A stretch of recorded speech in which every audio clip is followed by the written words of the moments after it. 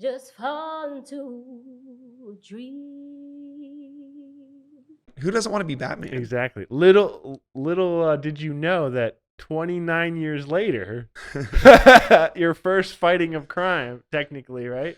Well, no, I've been in way more than that, but Or were they crime based though? yeah. Really? Yeah. No, Try to steal my motorcycle. Oh, that's right. Yeah, try to steal my wallet. Oh my! You know? Why does everyone try? Like they're picking don't the know. worst possible target. Well, I mean, they obviously don't know me, but I mean, I don't. I mean, you're not like I'm small not a small dude. guy. Yeah. I don't know. Maybe I smile too much. I said I'm too friendly looking. Maybe.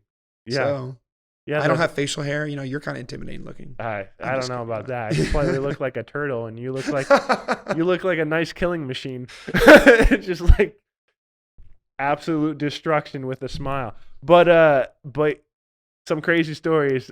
You told me that story. What was it? 4 months ago, before COVID? When did that happen? Or was it a little while? No, it was longer? during COVID. Oh, it was during COVID. Yeah, I was actually thinking that when I was holding this guy waiting for the police. I was like, Yeah. we don't have COVID. Yeah. So you stopped a drug dealer, pretty much, right? Pretty much, yeah. At the time, I didn't know that. I thought he was breaking into my truck. Oh yeah. So, yeah, it's at night. It's 10:30 or so. I'm taking the dogs out back. Just letting them do their business before we call it a night, and sitting on the back porch just in a shorts and a t-shirt, you know, on my phone, you know, Facebook or whatever.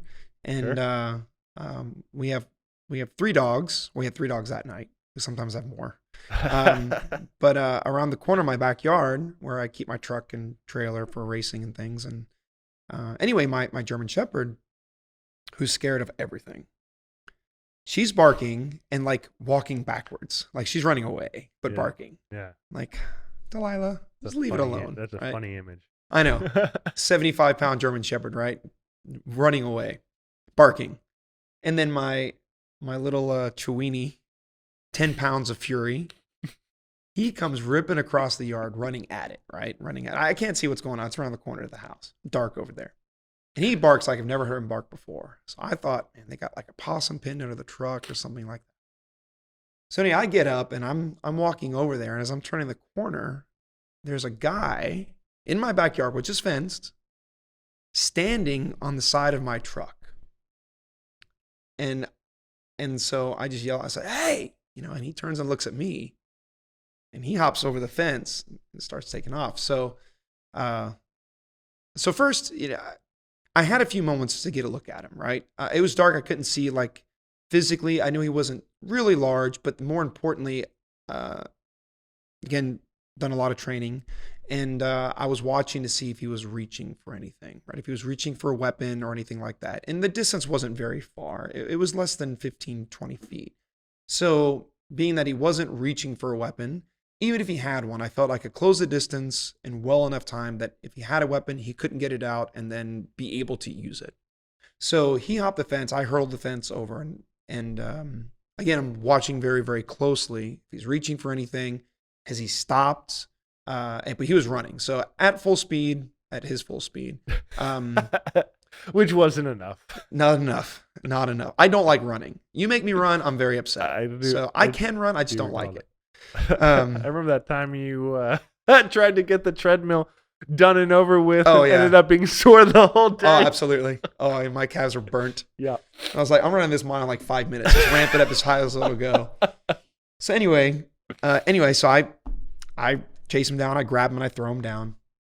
And as I pick him up, he starts to fight, right? And so as soon as he started to give me some resistance, I stepped in front of him and I threw him down hard. And everything he had with him just went flying. And I thought it was all my stuff. I thought he'd broken into my truck. And I had a kind of a bag in there and stuff like it looked just like that. And it was dark. I couldn't really see much. So anyway, throw him down hard.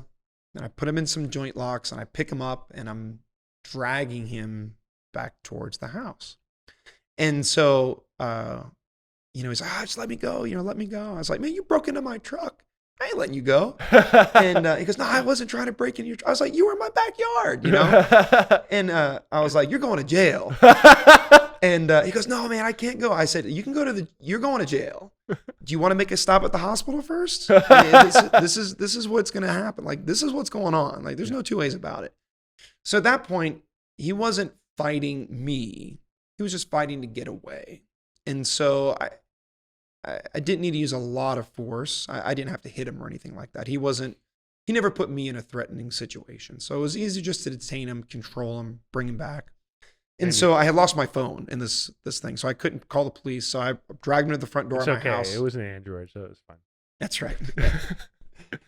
You're Android. No. No, I have my phone. But anyways, keep going. Okay. So anyway, so I get to the front door of my house and I'm like, can't like let this guy go for a second. So I just slam him into the wall and I pin him up by his throat and I hit the doorbell and I'm waiting there. And my wife comes to the door. Yeah. She knows nothing of what's going on, right? So no surprise. Idea. Yeah. So she opens the door and then her face was just classic, right? She sees me like got this guy pinned up against the wall of the house, a side brick, and she's, oh my God, what is going on? And I just look at her. I said, hey babe, do me a favor. Go grab your phone, give the police a call, and she was like, oh, she closed the door, and got her phone. And then the guy started trying to fight with me again. So I threw him down again and I just pinned him down. And so she comes back to the door. She's on the phone with the police and they're asking for like description and all that kind of stuff. And she's like squatting down next to him. I'm on top of this guy, pinning him down. He's wearing a red shirt. He's got shorts and blonde, shaggy hair. He's got a tattoo. She did a great job of giving description. And I was like, babe, just tell him home invasion. There's a fight in progress. That's all you need to tell him. But I understand. The police need to know, like, they don't know, am I the invader? Right? Yeah, so, that could be bad for you. For sure. I mean, it's all very important to do the right things with the police because they have no idea, right? They're coming into this cold. So anyway, to my shock, cruiser rolls up less than a minute. I'm like, wow, holy cow. I can't believe they got here so fast. That is crazy. Which is great. Where's Webster Police Department? Webster. On Highway 3, yeah? Mm-hmm. Yeah. And so the officer comes trotting up the yard, and just tell him, I said, take your time. He's not going anywhere, and he was already out, like he was sweating out of breath. I'm like, the officer. And he's like, man, this guy just ran from me. And I was like, I remember. Oh, okay.